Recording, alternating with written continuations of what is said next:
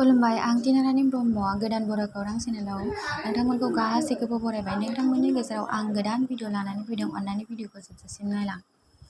मेट्रिकनि रिजाल्टखौ फैगौ 30 जुलाइनि फुंनि 11 रिंगायाव फोसावनानै होगोन। रिजाल्टखौ सेबानि अफिसियेल वेबसाइटआव फोसावनानै होगोन। ओइचएसनि रिजाल्टखौबो फैगौ 31 जुलाइयाव फोसावनानै होसिगोन फुंनि 9 रिंगायाव। रिजाल्टखौ आसाम हायार सेकेन्डारि काउन्सिलनि वेबसाइटआवहाय फोसावनानै होगोन। टकिय' अलिम्पिकआव आर्चारि गेलेगिरि दीपिका कुमारीया प्रि-क्वार्टार फाइनालाव सौहैबाय। बियो भुटाननि गेलेगिरिखौ फेजेनदों। कभिडनि भेक्सिनखौ गथ'फोरनोबो फैगौ आगस्त दाननिफ्राय होनो जागोन होनना सावस्रि बिफाननि मन्थ्रिया बिजेपिनि पार्लियामेन्ट जथुम्मायाव फोरमायना होदों। लोगोसे दायो 18 बोसोरनि गोजौनि सुबुंफोरनो भेक्सिन होनाया सोलिगासिनो होनना बुंबावदों। एसएसबि हेड कनस्टेबलनि साख्रि फैदों। गासै 115 भेकेन्सि दङ।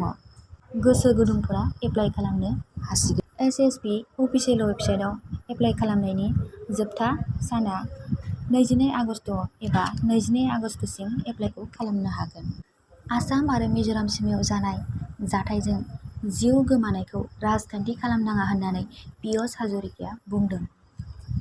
कर'नानि पजिटिभ केस मोननाया आसामनि गासै जिल्लायाव 2% खम जायोब्लासो फरायसालिफोरखौ खुलिना होगोन होनना सोलोंथाइ मन्थ्रिया बुंदों।